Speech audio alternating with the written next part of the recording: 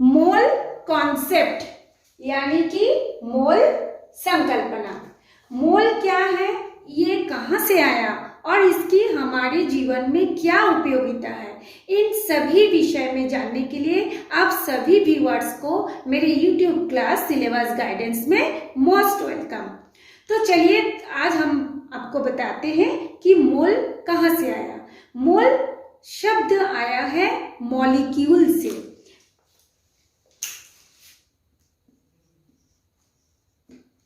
Molecule का मतलब होता है अणु। तो अणु को मॉलिक्यूल बोलते हैं और मॉलिक्यूल से ये मोल शब्द आया। अब इसका अर्थ क्या है, तो जिस तरह से मॉलिक्यूल मतलब अणु होता है, उसी तरह से बहुत सारे अणुओं के समूह को कहा जाता है मोल। तो मोल शब्द आया है, ये एक लैटिन शब्द है, लैटिन से आया है मोल। तो मोल का अर्थ होता है ढेर, या फिर इसको हम बोलते हैं हीप या पाइल, है ना। तो जैसे मान लीजिए ये एक चम्मच है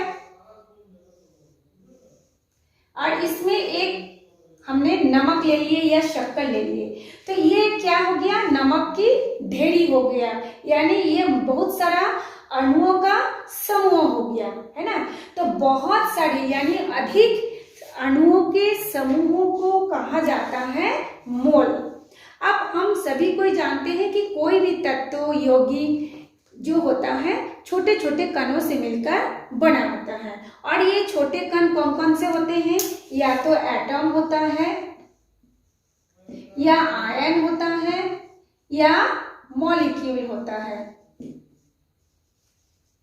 तो बहुत से छोटे छोटे अणु जब समूहों में रहेंगे, ग्रुप में रहेंगे, तब हम इस मोल शब्दों का इस्तेमाल करेंगे। तो मोल का मतलब होता है संख्या। किसकी संख्या, अणुओं की संख्या। तो अब आपको ये समझना है कि अगर मोल पूछा जाए आपको क्वेश्चन में मोल क्या है, तो आप बोलोगे मोल एक लैटिन भाषा है जिसका अर्थ होता है बहुत अधिक। ठीक है, मोल का अर्थ होता है बहुत अधिक। अब बहुत अधिक क्या, बहुत अधिक अणुओं की संख्या को कहा जाता है मोल, यानी group of molecule is known as mole. अब ग्रुप ऑफ मॉलिक्यूल माने ढेर।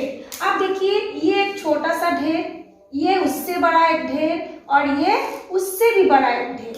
अब सवाल होता है हम कौन से ढेर को माने, कौन से बहुत बड़ा को माने, तो इसको माने, इसको माने, या इससे माने। हमने तो बता दिया कि बहुत सारे अणुओं के समूह को कहा जाता है मोल, यानी मोल जो होता है एक संख्या होता है। अब सवाल होता है कितनी संख्या, तो इतने सारे मतलब अणु में उपस्थित ढेर में उपस्थित अणुओं की संख्या, या इतने सारे अणुओं की संख्या, या ये वाले ढेर में उपस्थित अणुओं की संख्या। तो उसके लिए 3 वैज्ञानिक डाल्टन, बर्जेलियस और आपका वो क्या बोलते हैं कि एक और वैज्ञानिक जिनका नाम है गै-लुसाक, इन तीनों वैज्ञानिकों ने मिलकर के इसका काफी अध्ययन किया, इसका काफी परीक्षण किया। परीक्षण करने के बाद उन्होंने कुछ प्रमाणित किया, जिस प्रमाणित के आधार पर यह देखा गया है कि ये जो अणुओं की संख्या होती है वो संख्या होती है आपका 6.022 into 10 to the power 23। 6.022 into 10 to the power 23 जिस ढेरी में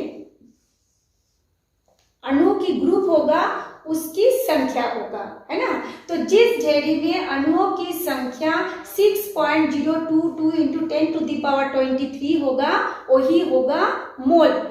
तो आपको क्या बोलना है, मोल एक शब्द है, लैटिन शब्द है, जिसका अर्थ होता है बहुत सारे अणुओं का समूह, और उस समूह में अणुओं की संख्या होती है 6.022 into 10 to the power 23। ये जो संख्या है इसको आपको एवोगाड्रो नंबर भी कहा जाता है।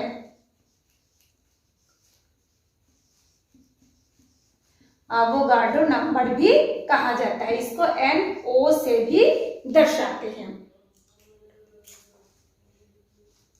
एवोगाड्रो नंबर और ये मोल संख्या एक ही होती है। अब हमको ये सवाल आता है कि हमको ये पता कैसे चलेगा कि जो अणुओं की जो समूह होगा जिसमें ये संख्या है यही सही है, यही मोल संख्या है।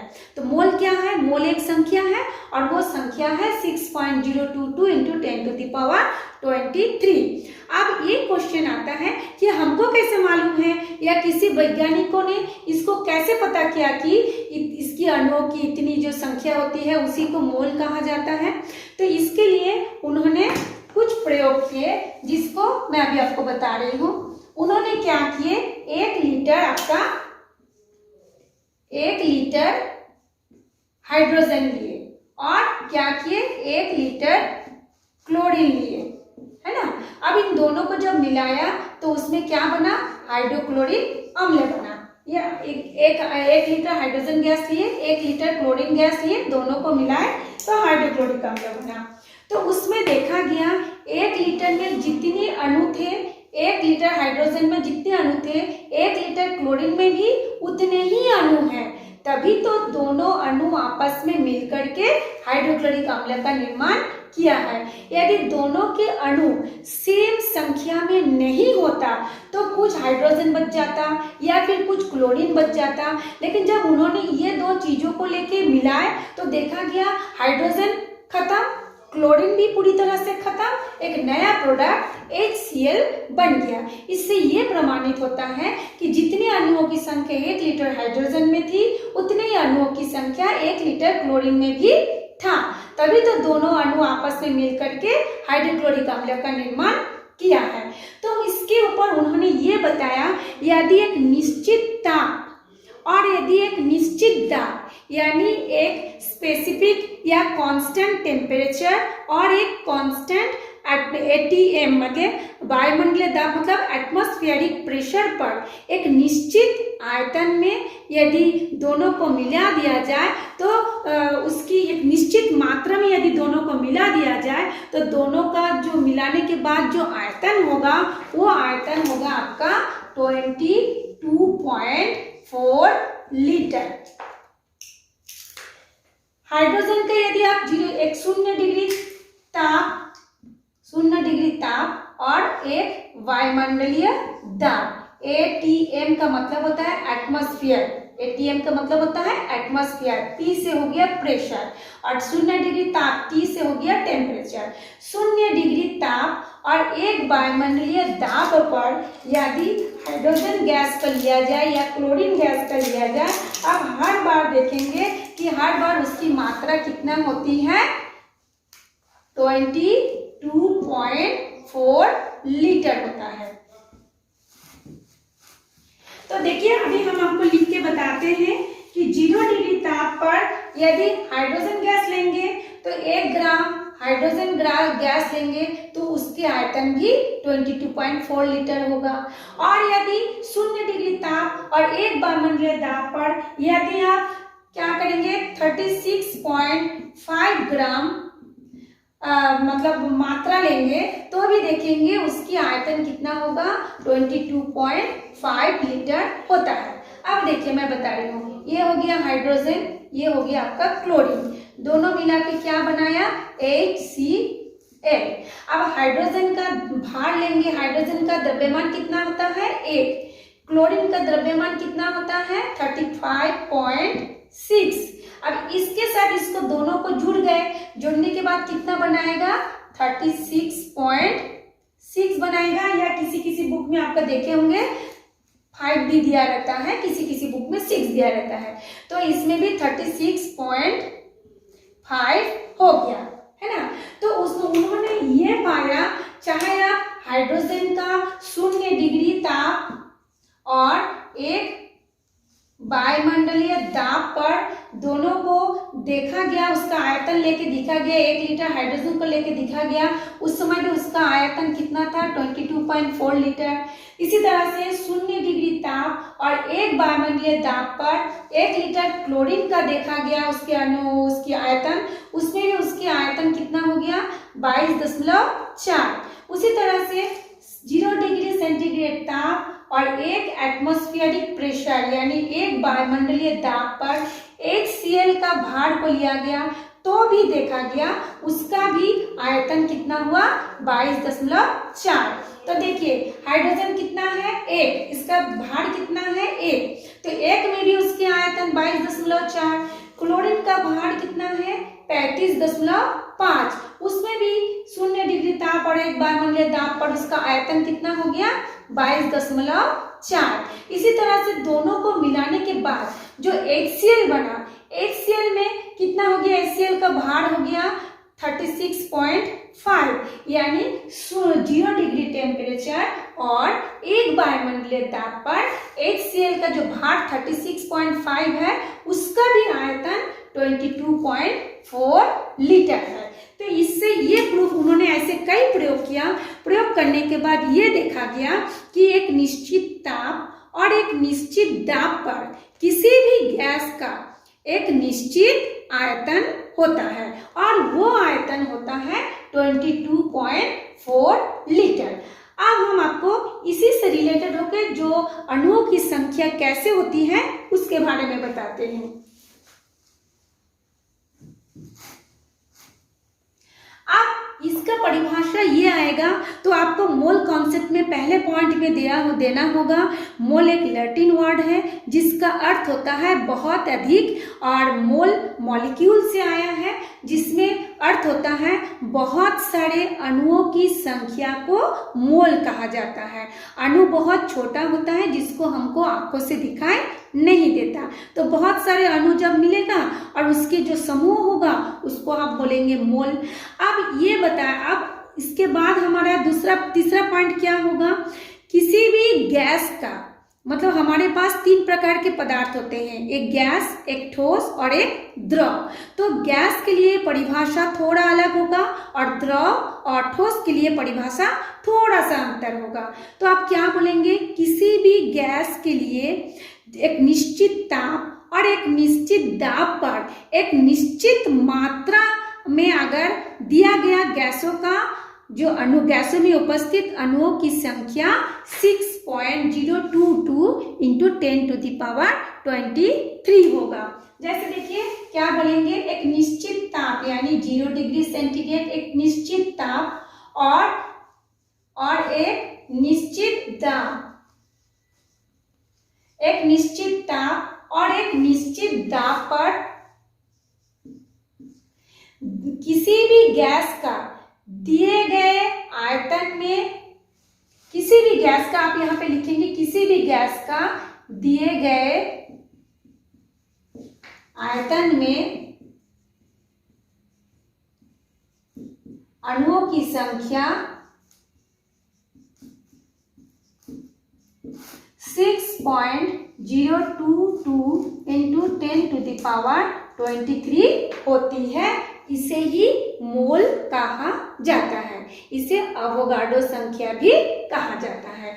0 डिग्री सेंटीग्रेड टेम्परेचर और 1 एटमॉस्फेयर प्रेशर पर दिए गए किसी भी गैस का आयतन में उपस्थित अणुओं की संख्या 6.022 इंटू 10⁻23 होती है। इसी को कहा जाता है मोल, यानी मोल जो होता है अणुओं की संख्या को मोल कहा जाता है। ठीक है, अब मोल क्या है आपको समझ गए, मोल हो गया एक अणुओं की संख्या। 1 नंबर में पूछे तो आप सीधा लिखेंगे बहुत सारे अणुओं की संख्या को मोल कहते हैं और वो संख्या होता है इतना। किसी बुक में 6.022 ना लिख के 6.023 भी लिखा होता है, उसको आपको उतना ध्यान देने की आवश्यकता नहीं है। 6.022 भी सही है, 6.023 भी सही है। तो ये हो गया आपका मोल। अब ये सवाल आता है कि इससे अब आप लोगों के पास एक क्वेश्चन आता है होती है। जैसे मान लीजिए बोल देंगे सोडियम, है ना। सोडियम का आपका भार दे दिया रहेगा मान लीजिए 92।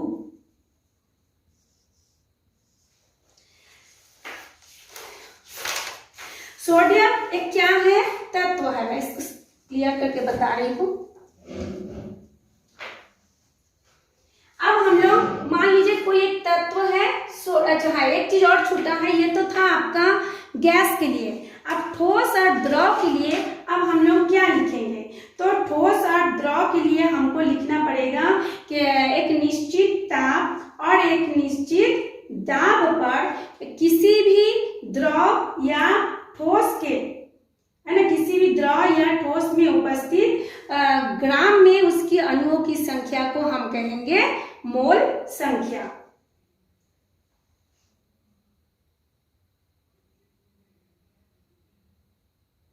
उसमें आपको हम लोगों को क्या लिखना पड़ेगा, उसका जब द्रव होगा, द्रव में हम बोलेंगे एक निश्चित आयतन बोले थे ना, एक निश्चित आयतन में उपस्थित अणुओं की संख्या बोले थे गैस के लिए। और जब ठोस और द्रव होगा,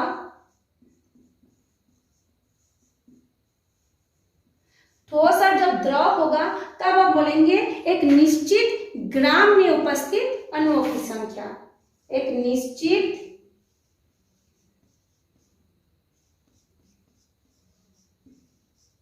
ग्राम में उपस्थित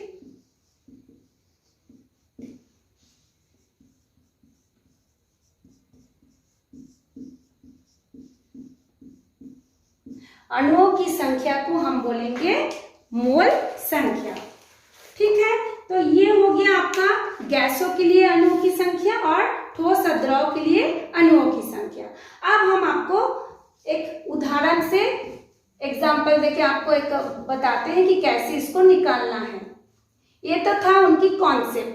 अब आपको क्वेश्चन पूछेगा कि कोई भी एक तत्व, मान लीजिए सोडियम एक तत्व है, उसका आपका एक अनुभार दिया रहेगा और कहेगा कि इसका अणुओं की मोलों की संख्या निकालिए, है ना। मान लीजिए सोडियम दिया हुआ है, उसका जो भार दिया हुआ है 92 ग्राम दिया है। सोडियम क्या है, एक तत्व है जो कि ठोस है। अब ठोस तत्व का इतना दे दिया है, अब आपको बोलेगा इसमें कितनी मोलों की संख्या कितनी होगी आपको निकालना है। तो इसके लिए एक फॉर्मूला आता है, फॉर्मूला आपको पहले लिखना पड़ेगा। फॉर्मूला क्या है, मोलों की संख्या बराबर होता है द्रव्यमान, दिया गया द्रव्यमान, यानी ये वाला द्रव्यमान, दिया गया द्रव्यमान बटा क्या हो जाएगा, ग्राम परमाणु संख्या। तो सोडियम एक तत्व है, इसका आपका द्रव्यमान दे दिया है। अब आपको पूछा गया है इसमें मोलों की संख्या को निकालिए। तो मोल कितना है, मतलब उसमें कितनी अणु है, उस अणु की संख्या को निकालिए। तो हम दिया गया द्रव्यमान कितना है यहाँ पे 92।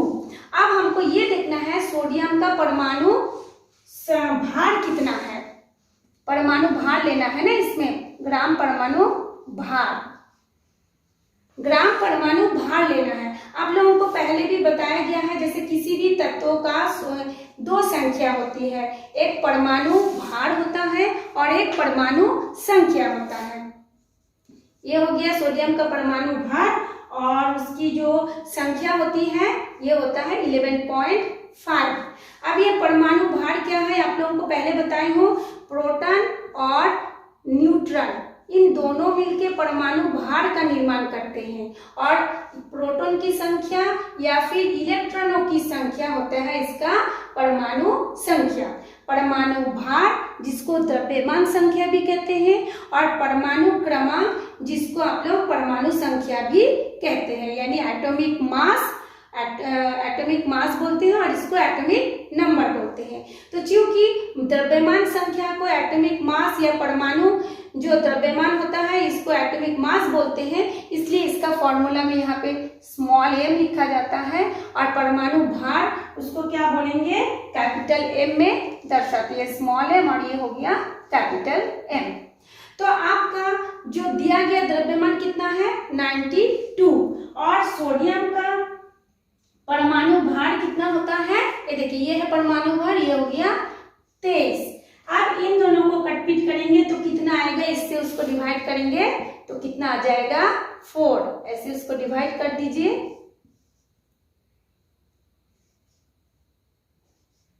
तो 4।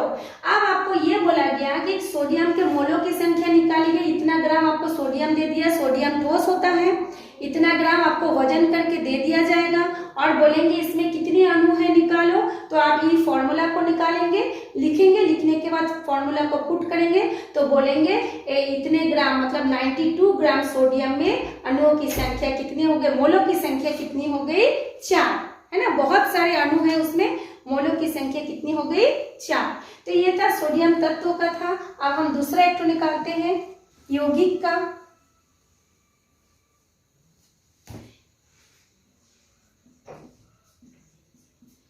आप बोलेंगे किसी भी यौगिक, मान लीजिए H2O, इसमें यौगिक है क्योंकि 2 या 2 से अधिक तत्व एक निश्चित अनुपात में मिलते हैं तो यौगिक का निर्माण होता है।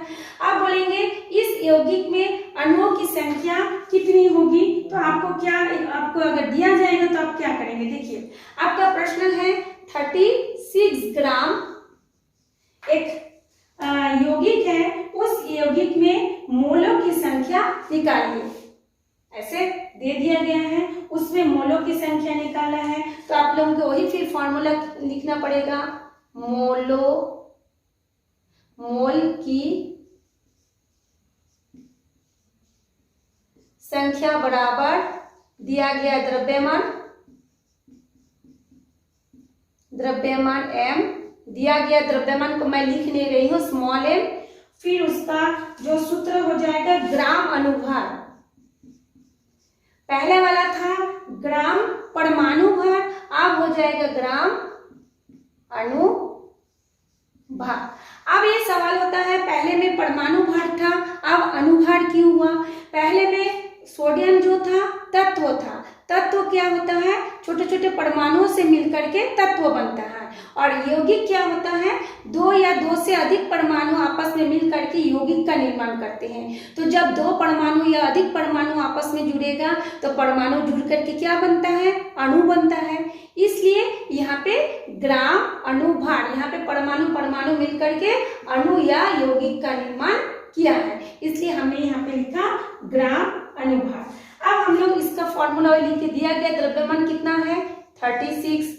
अब पानी का जो आपका परमाणु उसका भार कितना निकल जाएगा, उसका भार निकल जाएगा, देखिए हम देखते हैं हाइड्रोजन का परमाणु, देखिए 2 हाइड्रोजन है, हमने लिखा 2 हाइड्रोजन, फिर प्लस 1 ऑक्सीजन, तो हाइड्रोजन का परमाणु भार होता है 1, यानी 2 गुना 1, प्लस ऑक्सीजन का परमाणु भार होता है 16, तो 2 के साथ 1 को मल्टीप्लाई करो, 2 एकम 2 प्लस 16 इक्वल टू कितना हो गया 18। तो उसके बाद हम लोग क्या करेंगे, ऊपर में लिखा गया 36, नीचे लिखेंगे 18, तो इसका डिवाइड कर देंगे आप 36 हो गया। अब ये बोला जाएगा कि 36 ग्राम ये जो यौगिक है, ये जो पानी जैसे मान लीजिए बर्फ बन गया है, ये जो यौगिक है, इस यौगिक में मोलों की संख्या कितना है, तो मोलों की संख्या होगी 2। अब आप लोगों का ये कंफ्यूज हो जाएंगे कि मोल जो होता है मॉलिक्यूल से बनता है, तो क्या वो सिर्फ मात्र 2 अणु से मिलकर के ये 18 ग्राम बनाया, नहीं, आपको हमने पहले ही बताया है बहुत सारे अणु मिलकर के मोल का निर्माण करते हैं, और यहाँ पे यदि 2 मोल है इसका मतलब इसमें क्या होता है बहुत सारे अणु आपस में दुगुना में मिले हैं, दुगुनी संख्या में मिले हैं, तब जाके आपका ये 36 ग्राम मतलब इसकी जो मोलों की संख्या है उसमें से ये 36 ग्राम पदार्थ बना, या 36 ग्राम अणु बना, या उसका क्या बोलते हैं यौगिक बना, है ना। तो बहुत सारा, जैसे एक क्वेश्चन मैं एक चीज और आप लोगों को क्लियर कर देती हूँ,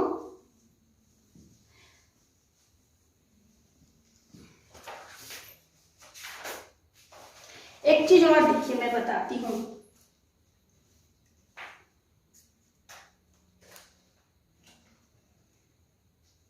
अब बताए हैं 1 ग्राम सोडियम एटम यानी परमाणु। 1 ग्राम सोडियम परमाणु में उसकी मोलों की संख्या कितनी होगी? 6.022 इंटू 10⁻23। 1 ग्राम एटम में 1 ग्राम सोडियम परमाणु में मोलों की संख्या कितनी होगी? इतना। आप बोलेंगे यदि 2 ग्राम हो जाए तब सोडियम परमाणु कितना होगी? इसके साथ इसको 2 से गुना कर दीजिए।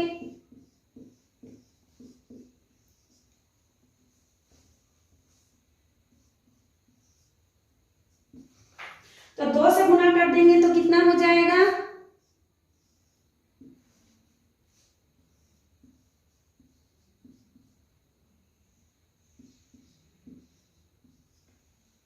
हमेशा याद रखिएगा, ये जो 2 से गुना होगा इस संख्या से गुना होगा और ये जो है जो एक्सपोनेंट है वो वैसे ही रहेगा। तो 1 ग्राम, जैसे मान लीजिए 1 ग्राम मतलब क्या हो गया? सोडियम। 1 ग्राम मतलब क्या हो गया? उसका सोडियम का द्रव्यमान भार, यानी ये जो सोडियम है उसको ऊपर में द्रव्यमान भार है या द्रव्यमान है या परमाणु भार है और नीचे में होता है परमाणु क्रमांक। तो ये जो 1 ग्राम मतलब हो गया एक सोडियम का ये जो भार है। तो इतने में सोडियम परमाणु अणुओं की संख्या इतना हो गया तो 2 ग्राम हो जाएगा। यानी यहाँ पे कितना हो जाएगा? 23 प्लस 23, 2 ग्राम हो गया। तो उसमें क्या हो जाएगी? इसकी संख्या इतनी हो जाएगी। तो ये था आज आपका मोल का कॉन्सेप्ट। इसमें आपको अगर यदि कुछ भी पूछना है आप मुझे कमेंट्स करके पूछ सकते हैं, आपको मैं उसके बारे में आगे और भी डिटेल्स में बताऊंगी। तो आज के लिए इतना ही पढ़ाई था। अब हम फिर नेक्स्ट क्लास में दूसरा एक टॉपिक लेके आएंगे।